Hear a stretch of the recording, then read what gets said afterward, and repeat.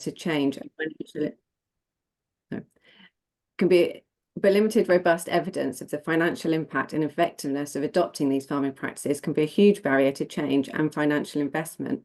This is why we commissioned Farm Carbon Toolkit to write a report about understanding the financial and climate impacts of regenerative farming practices. What they produced is fascinating and very relevant to all farmers, not just those on university and college-owned land, which is why we're here today for this webinar.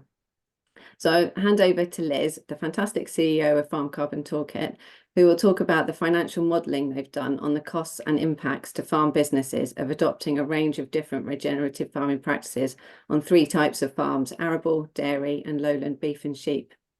So thank you very much, Liz.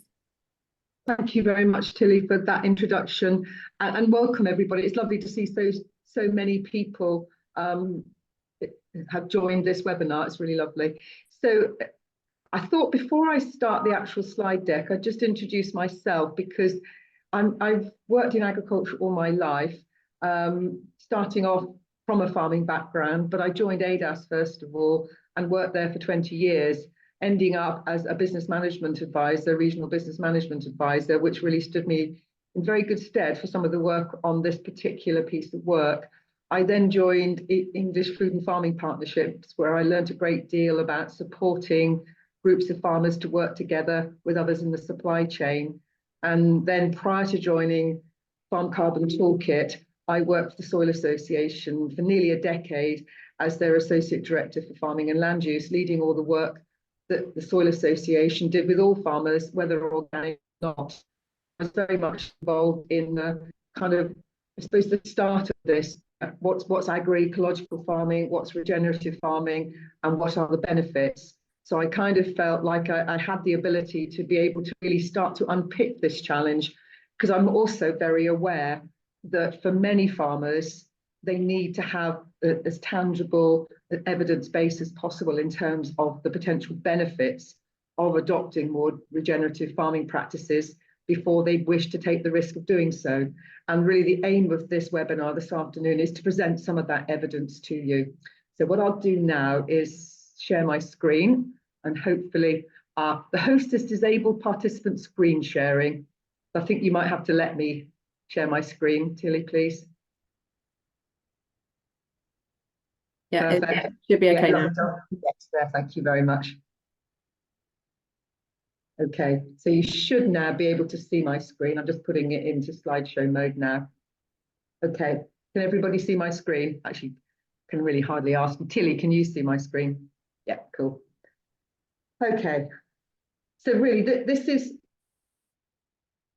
next 35 to 40 minutes, and certainly I'm aiming to leave at least 15 minutes for questions, so I will crack on.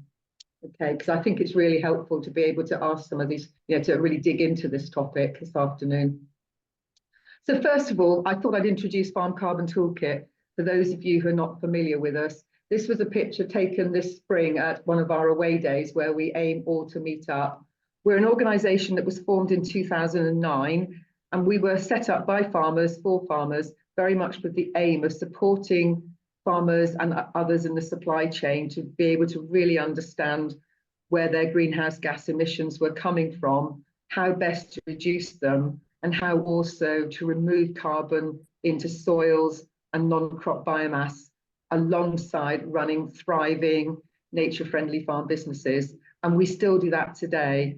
And we're now a team combined of expert soil and carbon advisors who spend just about all their time talking and supporting farm businesses to be able to reduce their greenhouse gas emissions, as well as having scientists, researchers, and IT staff who are leading our farm carbon calculator as we continually improve it to meet the increasing sort of guidance that's being given on how farm carbon footprinting can be and should be being conducted.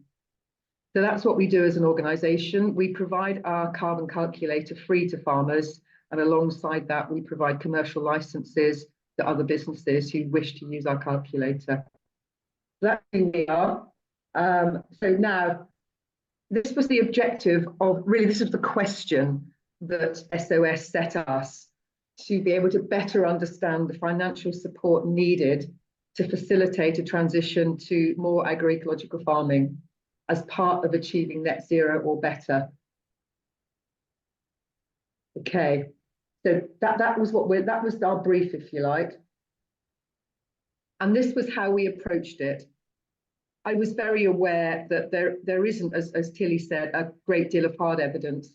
So what we did was to compile the evidence as such there is around both the practices, regenerative farming practices, and also the evidence for their impact.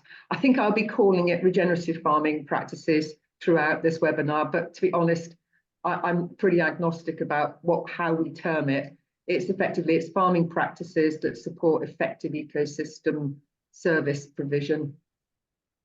And the second thing we did, and this I think was probably why SOS were keen to work with us, was that within our calculator, we are building up a tremendous database of information on the impact of different farming practices on farm businesses, farm carbon footprint. And in looking at this, we effectively simply use the amalgamated data that we have about farms in our database. And the third thing I did, which I think possibly was the most tricky thing, was to prepare some financial budgets to really understand the financial implications of adopting some of these practices. And I say that's tricky because, as you'll see in a minute, the evidence for their impact is not huge. And also, I simply think because we're talking about more regenerative farming practices, the range and impact can be huge, depending on where you're starting from in terms of soil condition, and also really your ability to implement those practices effectively. And that can be related to how to do the practices and also the machinery that you have to do them. Okay.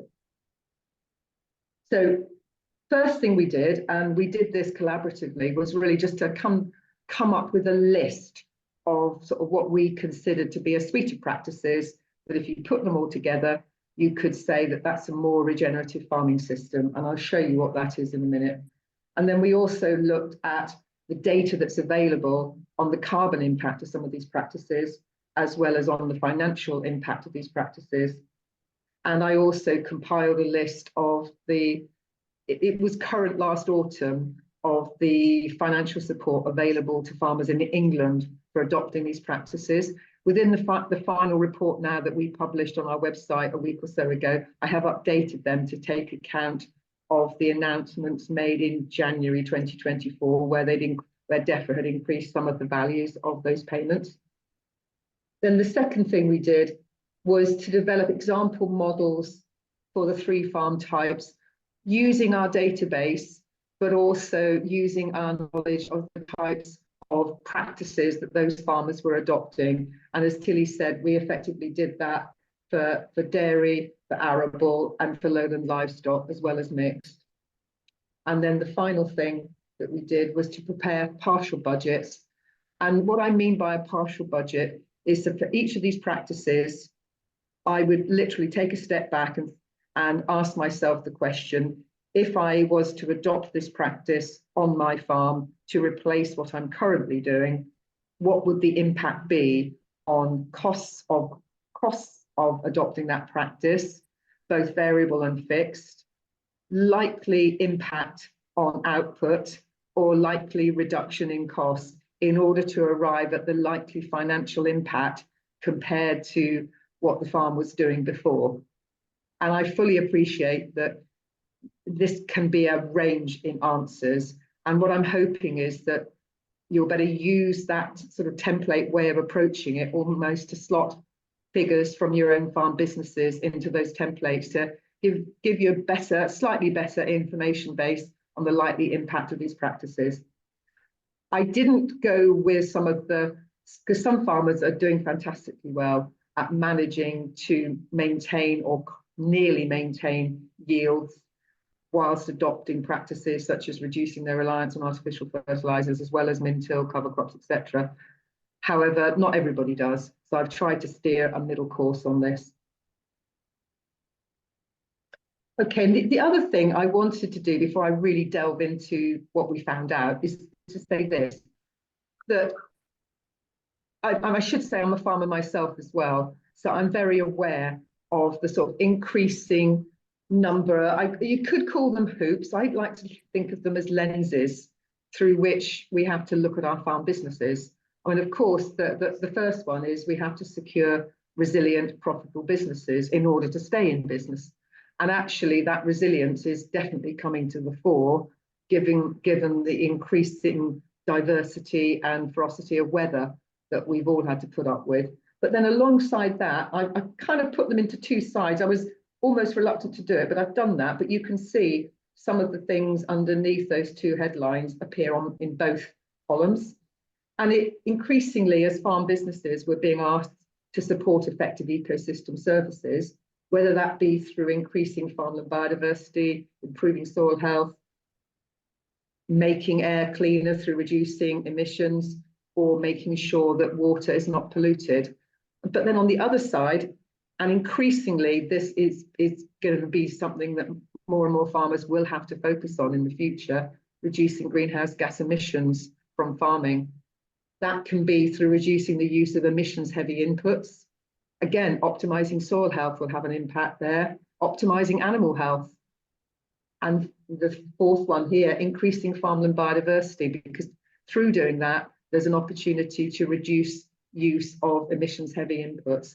But I think it's worthwhile thinking about that. As for farm businesses, this is what you have to do now, is think across all these lenses. And I guess the challenge is to find that sweet spot. So I mentioned earlier that the first thing we did was to come up with a list of farming practices which we felt could all be considered to be regenerative. And this is it. It's by no means exhaustive, but it kind of encapsulates those kind of practices. They're certainly all within the 5 principles of regenerative farming, and they also support enhanced farmland biodiversity, as well as leading to reductions in air and water pollution. And what I've tried to do is to think across all the dairy farming systems, and the ticks in the columns indicate the kind of systems where these practices are generally applicable. That's not to say that it's entirely correct, because I hadn't put herbal lays initially into upland settings, but I'm being reliably informed that more and more upland farmers are adopting herbal lays. So I put it in because, again, if things are happening, and I think that's the other interesting point to make about all of this, that it is definitely farmers who are leading the uptake of these practices. And I think the research is racing to catch up. So those were the practices that we focused on within this work. And now what I want to show you is really, and it kind of backs up what I've been saying about sort of the evidence base for these practices. And this slide comes from a report that was produced by CEH as part of the Fabulous Farmers programme. And it's evaluating the current approaches and outcomes, but it's looking at the strength of evidence that we have for the impact of these practices. So across the top, we've got some of the areas where we might expect to see impact. So the impact on pests and diseases, pollination, biodiversity, soil quality, water quality, and yield. The darker black the star, the greater the level of evidence for the use of these practices.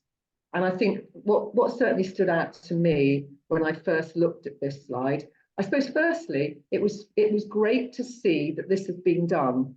And it's an analysis of a number of research papers. So it's called a meta-analysis. So it was bringing together, and it was carried out in 2021. It was bringing together the evidence that was available at that time. Now, no doubt that's increased since then. But what then stood out to me was that we can see that there is fairly strong evidence of the impact on soil quality of most of these practices, which in many ways is very good to see, and also on biodiversity. But what is there is either much less strong evidence for, is the impact on yield. And that's either way. And that's simply because in many cases, that impact wasn't being looked for. And I think that's the area that's caused farmers to think, well, I'm not sure if I want to be the first to dip my toe into that water, simply because of the potential riskiness of it. And that's also what we were looking at, what's needed to reduce that risk for farmers. So then the second slide, which actually comes from the same report, and this was more looking at the impact itself. So it's got the same list of practices down the left-hand side, and mostly the same areas for impact: soil quality, water quality, biodiversity, yield, soil organic carbon, and greenhouse gas emissions. And for me, what you're looking for here is green. So where the boxes are green, that's generally considered to be a positive outcome, no matter whether the arrows are going up or down, because in some cases, an arrow going down, for instance, in greenhouse gas emissions for agroforestry, hedgerow management, on the right-hand column, that's good. But you'll also, there's this eagle-eyed amongst you will have noticed, and apologies for my inability to use this particular drawing tool, but the eagle-eyed amongst you will have noticed that if we look at yield, soil organic carbon, and greenhouse gas emissions, which is really some of the key areas we're wanting to focus on, the arrows are going in both directions for a lot of the practices. And that, if you like, is the challenge. It's because that the quality of evidence simply wasn't there for their impact on some of these things. And that's what I wanted then to dig into in a bit more detail. Okay, and then this next slide speaks very much to the question about levels of soil organic carbon that you might expect to see change by adopting some of these practices. Now, this slide comes in a paper that was produced by the Green Alliance for WWF, produced for WWF and the Oxford Farming Conference in January 2022. And what you're looking at here, again, it's metadata, and it's looking at the impact in terms of either reduced greenhouse gas emissions or increased carbon sequestration. So for the top two practices, where you can see the asterisks, those represent the range in potential reduction in greenhouse gas emissions. For the other practices, the numbers represent the range and potential increase in carbon sequestration upon adopting these practices. And as you can see, for all of them, there's quite a range. And I will just dwell on the top one, because you can see some very large numbers there. And for those of you like me, I didn't know what polyculture was until a year or so ago. Essentially, it's wetland agriculture. And the issue here is the potential impact of re-wetting lowland peat.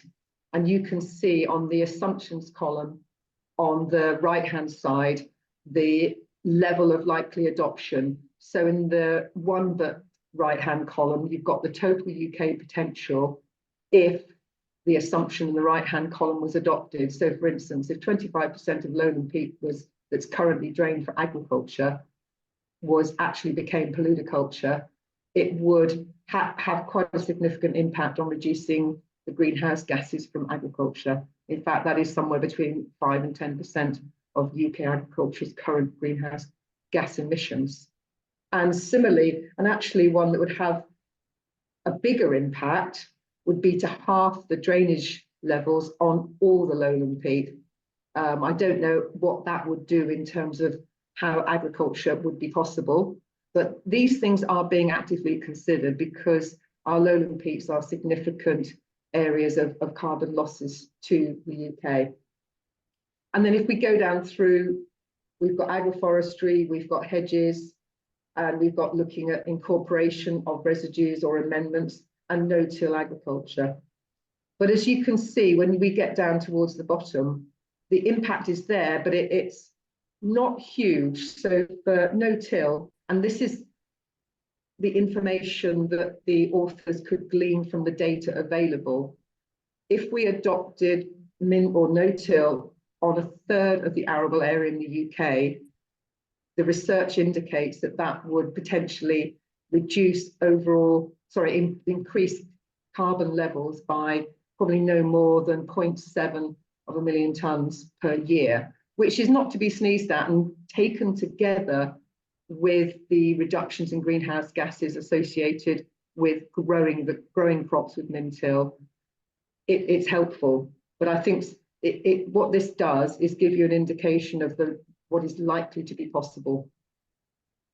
Okay, I'll move on now. So that, in a way, that was our review of the desk literature. Then we were asked to look at really just going through key practices which we know will reduce greenhouse gas emissions. And very much this is what Farm Carbon Toolkit does day in, day out.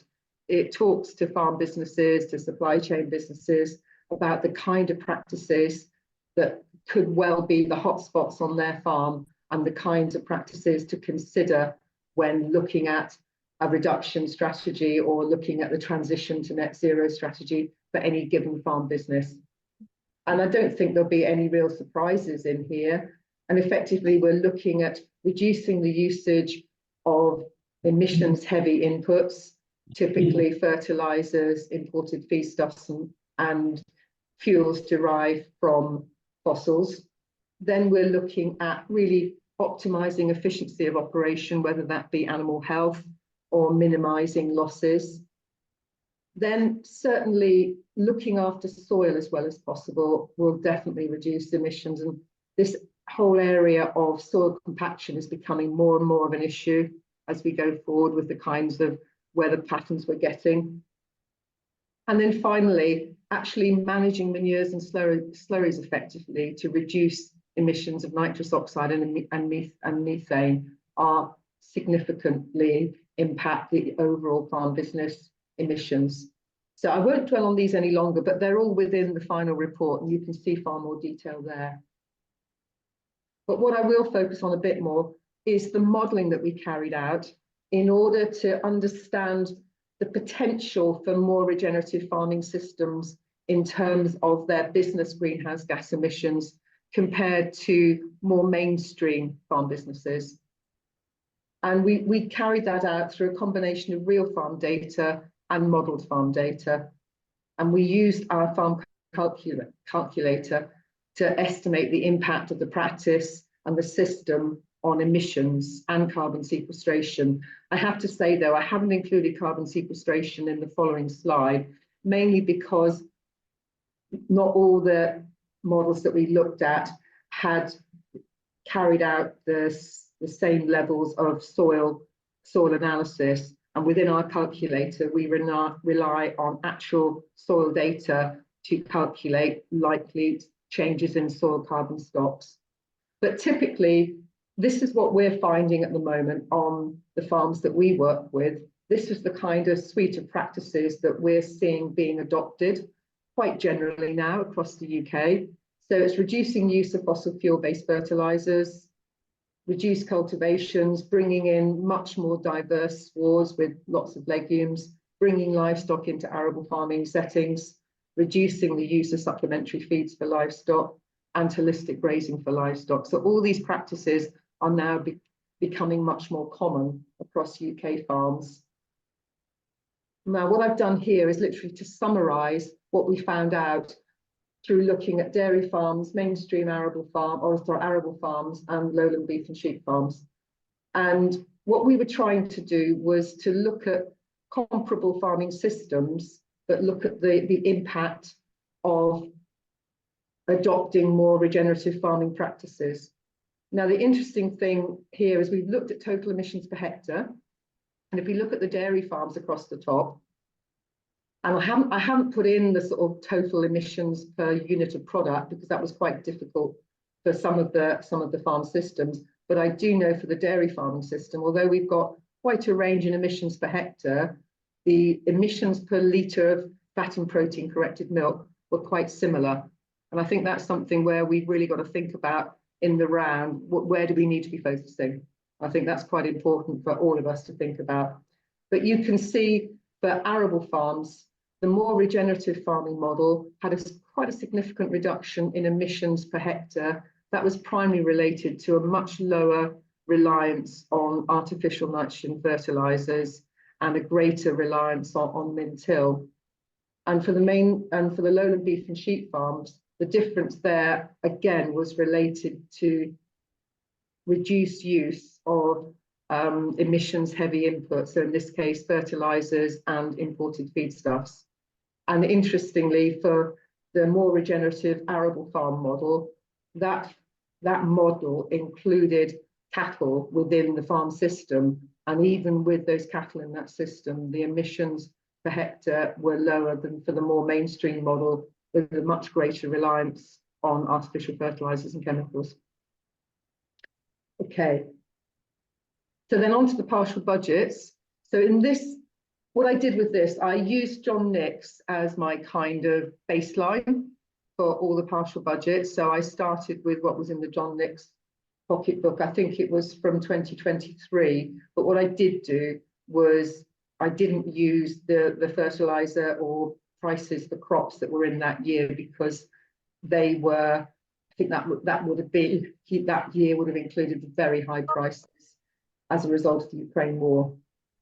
And I also did run all the partial budgets past a number of farmers who really helped me to just sense check them for practicality, which I think is really important, because in order for farmers to be able to make use of them, they do need to make sense.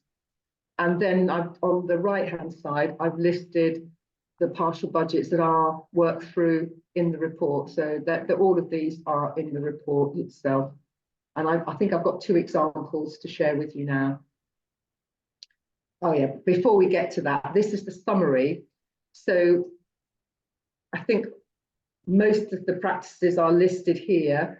And what I've done really is just to show you the impact of their adoption on likely, I've said profit, which I guess it is, because it's effectively the impact on net margin, and it does include machinery and labour costs. But I should also say that within each partial budget, where there is an SFI payment that could be taken, I've included those within the budgets themselves. And I have to say that they do make a difference, and they can make quite a significant difference to really removing the risk of adopting some of these practices. So where there's a green spot, that means I'm showing a positive impact. Where they're orange, I'm showing more or less a neutral impact. But where they're purple, it's showing a negative impact. And the one I'd really like to pull out here is growing more complex and longer rotations. And I'm not sure if I incorporated all the prescriptions I could have done to help bolster it, but you'll see within the full report which ones I have included. But for me, going to longer and more complex rotations is at the very heart of regenerative farming for arable farming, simply because by bringing that diversity in, you've got a range of different rooting depths. And also, typically, I would be suggesting 2 years at least of a grass lay within that rotation. And unless you've got a profitable use for that grass, that's what pulls down the margins from this particular practice.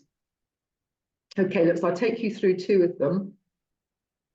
So the first one is, and this is an example, and the next slide will show you the assumptions that I've used to come up with these numbers. So I've included SFI support of £129 per hectare per year. I've included the increased cost of buying the cover crop seed, and I appreciate fully that can vary enormously depending on what mixture you buy. I've also included crop establishment as a contractor cost and cover crop destruction, I think with a chemical, we'll see in a minute. But you can see that it's a break-even budget, really. And probably I should say break-even rather than profitable, but there is a plus number there. But I would say from this point, from seeing this as a farmer, this would give me a lot more confidence to adopt this practice, because increasingly we know that keeping soil covered is going to become more and more important in order to safeguard soil from erosion over winter. And these are the key assumptions and sort of discussion points that were included within this partial budget. I haven't taken any account of any increase in soil organic matter. Perhaps I could have done an increase in soil carbon, and certainly if that is found to be consistent, that might be something that would make this practice have an additional income stream. And I haven't reduced the requirement for fertilizer nitrogen. Again, I think possibly that might be possible, but I haven't included it. And if it had been included, that would have made this option look more helpful still. But I think these are the kind of things to be thinking through when you're thinking about, for your business, the benefit of adopting some of these practices. And then the second practice that I've looked at was holistic grazing combined with extended grazing. So that I mean moving towards more mob stocking type, mob grazing type practices, but also keeping livestock out for more months of the winter. And if I'm really honest, most of the reductions in cost are coming from making the winter shorter, because actually for livestock farms, those costs are significant, where you've got over winter, you've got higher labour costs, you've got more bedding costs, you've got the costs of probably more feed, more fuel definitely for moving all the food around, and all of those costs add up. And you can see that for the different farm types, there is a benefit to being able to extend that winter and be able to, and the benefits for the livestock themselves tend to be coming from more of the mob grazing type or holistic grazing type processes in terms of reduced need for anthelmintics, potentially for better welfare and animal health throughout the year. You can see I put some increased costs in for fencing and water, etc., and more labour to move fences. I have to say that one, I found that really difficult to put a number on it, but I've had a go, and that's where it sits. And again, I haven't included here any benefits for soil biodiversity because they're variable and not yet well understood. And again, that's something where more research is required to really understand the impact of these stock grazing practices on soil itself. I think the other thing to consider when looking at making the winter shorter or extending the grazing is simply the condition of soils. And obviously over this winter we've last had, it probably wouldn't have been the best year to think about going for extended grazing. However, there is some evidence that the better health the soil is in, the more able it is to withstand extended grazing. Okay, that I think leads me to my last slide, which really is the conclusions from this work. And really, my conclusions are that this volume of evidence on the impact of regenerative farming practices is relatively low, but it's growing. And I think the more we see farmers adopting these practices and the more sharing there is of information, the more quickly we'll learn. I think what I'd add to this is that the very fact now that in England, DEFRA is providing direct payments for the adoption of quite a few of these practices is to be commended, because what it's doing is it's reducing the riskiness for farmers to adopt these practices.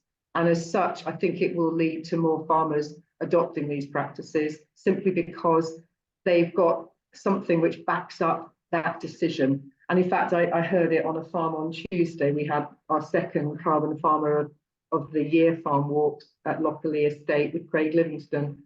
And he recounted a story that his agronomist had suggested he needed to put some insecticide into his tank mix because there was some evidence that, gosh, I can't remember the name of it, I'm sorry, was laying eggs on his cereal crop. His response to this was, well, we've got ½ an inch of rain forecast tonight, which will wash some of those eggs off. But secondly, I'm being paid £70 a hectare not to spray it.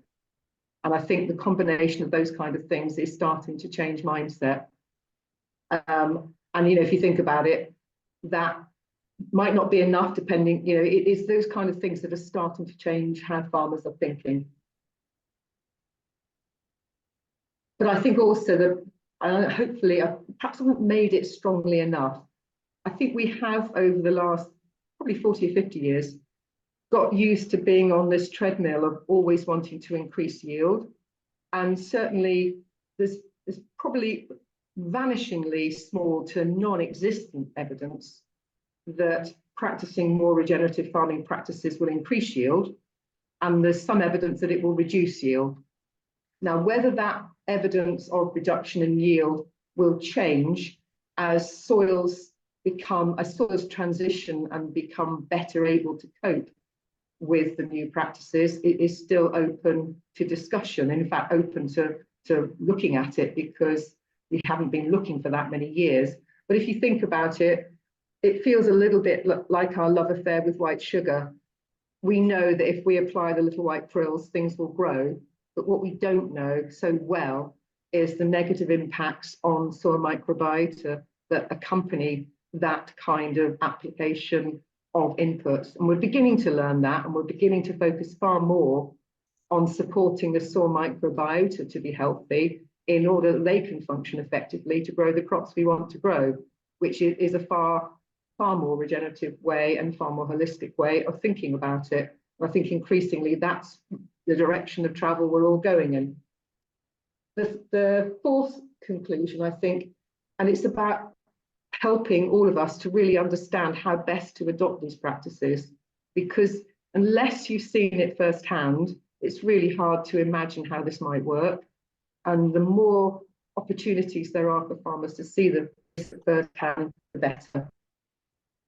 And as this report was initially produced for university estates, there's certainly an opportunity for institutional landowners to provide that transition support.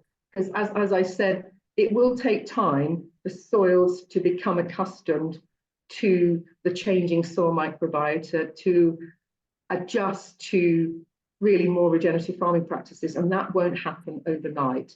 And that ability to support that transition is absolutely critical right now. Now, whether farmers believe that DEFRA have provided enough support, certainly my budget suggests that they've certainly moved some of these practices from being loss leaders to being ones that are less risky. So I will leave it there, hopefully leaving enough time for questions.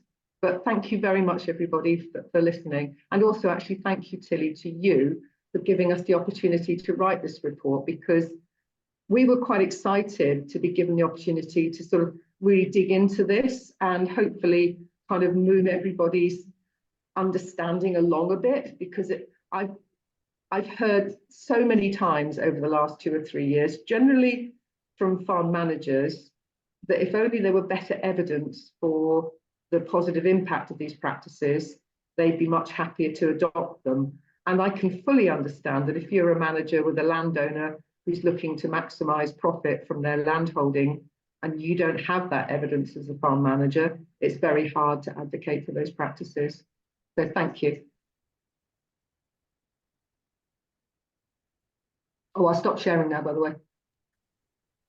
Thank you so much, Liz. That was yeah, brilliant as usual. I know I've heard you speak on this several times, but I feel like I learn something new every time that you do. So that's really, really valuable.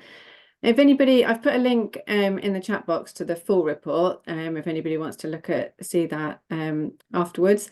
Does anybody have any questions for Liz? We've got 15 minutes. You can either feel free to unmute and ask her a question, or put your question in the chat box and Liz will be able to answer.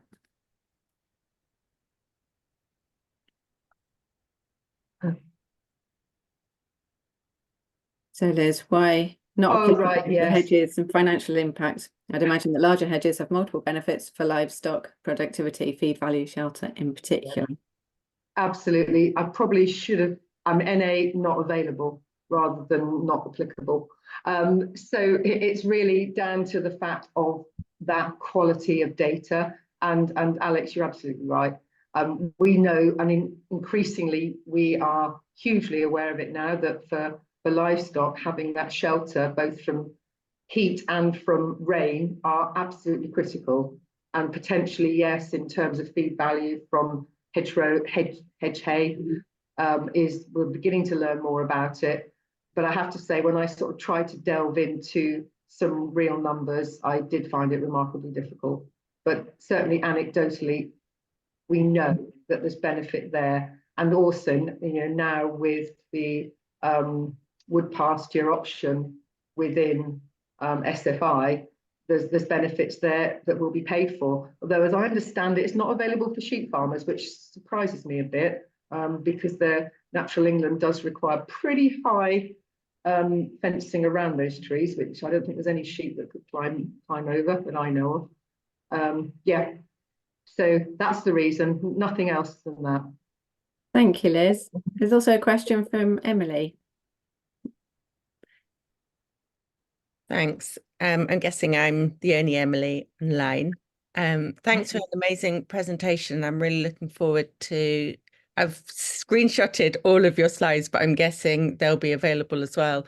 And sharing this with the team. I'm at the SFT, Sustainable Food Trust, and I work on the farm trials that we're running for the Global Farm Metric.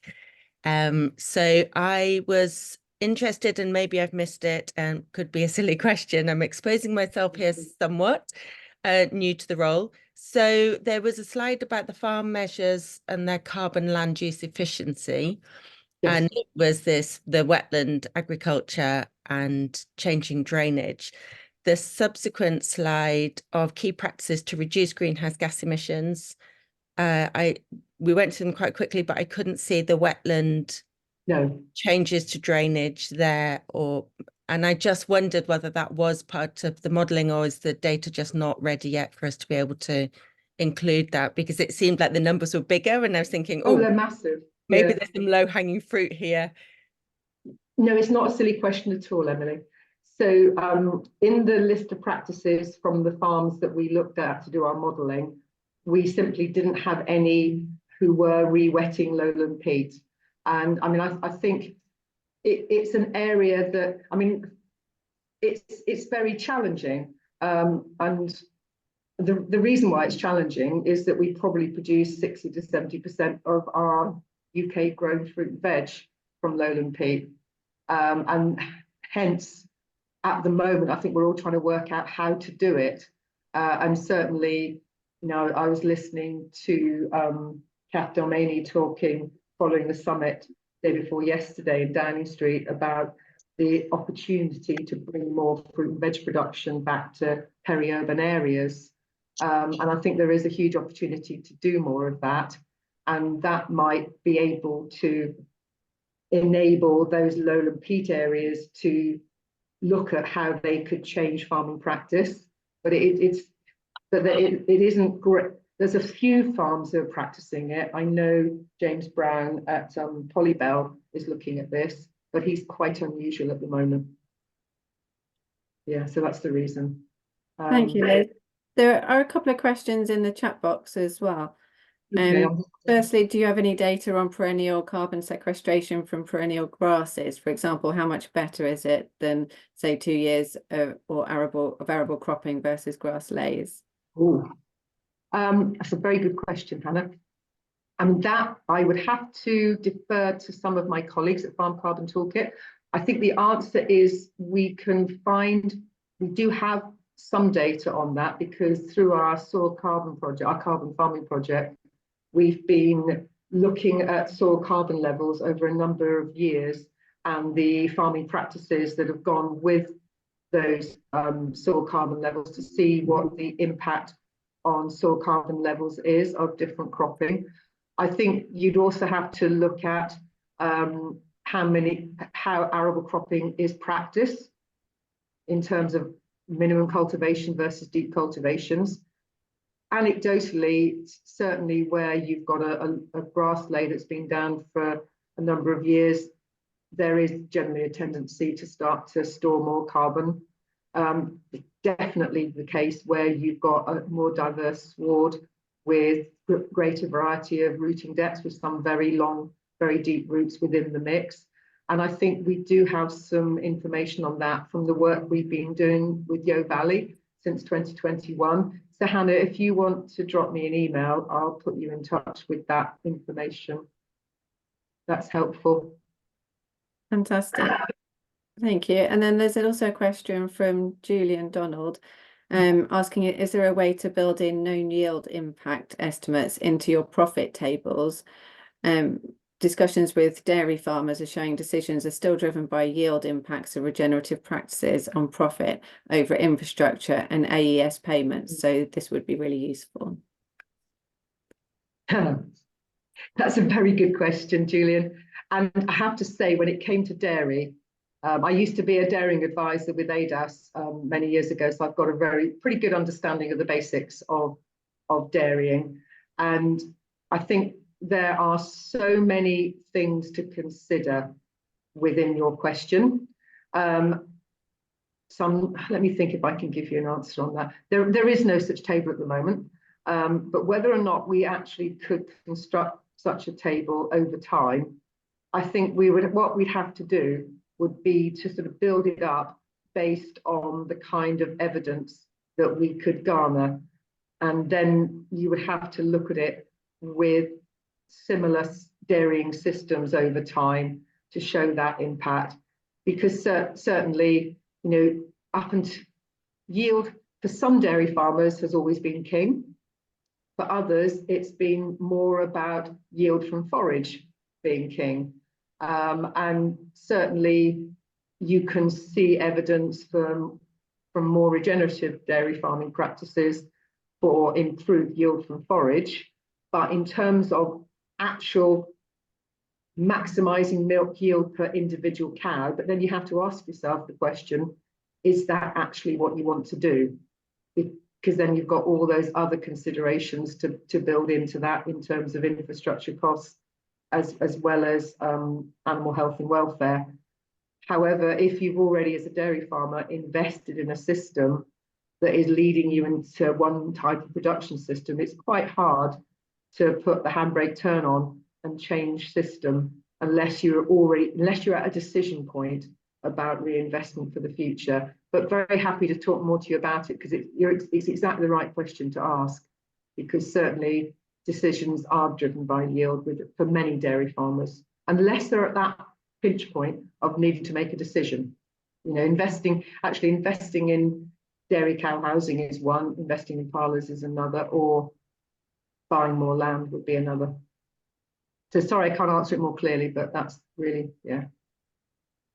Julian's replied, thank you, would love to discuss further if you're at pinch point. And there's a question as well from Sue Penlington saying, are you able to share or point them in the direction of carbon sequestration rates you've used for hedges and grassland? I can definitely do it for hedges. I can't actually remember the actual numbers, but what we do within our calculator, where there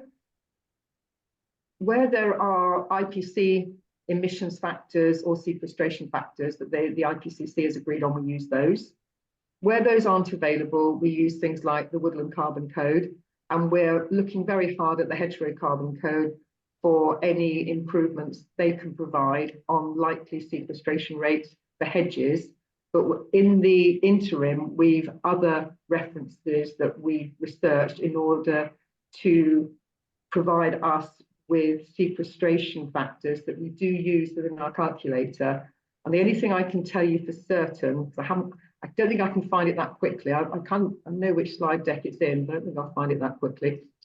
For hedges, we look at the width, the height, and the management of the hedges to really sort of finesse the likely carbon sequestration per kilometre.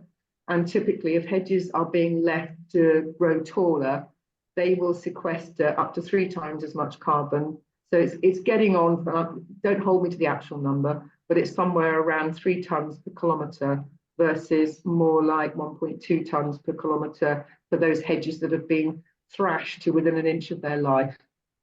So, you know, there's quite a range. And I reckon that most farms, and I'm just thinking about my own farm now, I've got 10 kilometres of hedges for 100 acres. So what's that? 0.1 of a kilometre per acre. And I'm not unusual.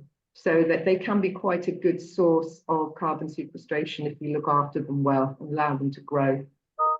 But for grassland, it's much more variable, and it will depend upon what's growing in the grassland and how you're managing it. And what we do though is where there are, for various countryside stewardship scheme prescriptions, for some of those, Natural England has provided a sequestration factor. For instance, for what I know as GS2, GS2, there is an assumed level of sequestration for that, and we've incorporated those sequestration factors into our calculator. So if there's a farmer going onto our calculator, you've gone into the sequestration section, you can find the list of countryside stewardship measures. If you tell us how many hectares of each you've got, where there are sequestration factors, we'll apply those to your farm to show you how much carbon you're likely to be sequestering by following those practices. Hope that helps. Brilliant, thank you. There's just a couple of minutes, and if anybody has any burning last questions and would like to add them to the chat box or unmute to share.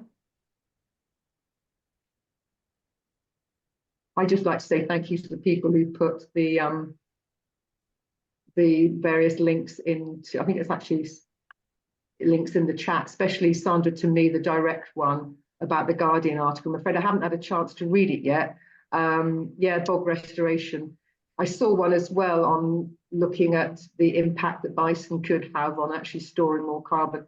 And I think this whole area of the use of cattle within grazing systems, we've got an awful lot more to learn. I think that's the point. Brilliant. Oh, was that anything, sir? I think we're there. No, I think we're okay. So thank you so much, Liz. That was brilliant, really useful. And thank you everyone who asked questions and shared links. There were some really interesting questions there as well. And like I mentioned in the chat box, I will share Liz's slides with you and the recording of the session and a link again to the full report, as well as Liz also wrote 3 blogs that were summarising the report as well. So I will share links to those and send that out all after this webinar. I hope you've all found it useful, and thank you again for joining us, and thank you so much, Liz, for sharing your insights. Thank you. Pleasure. Bye, everybody. Bye.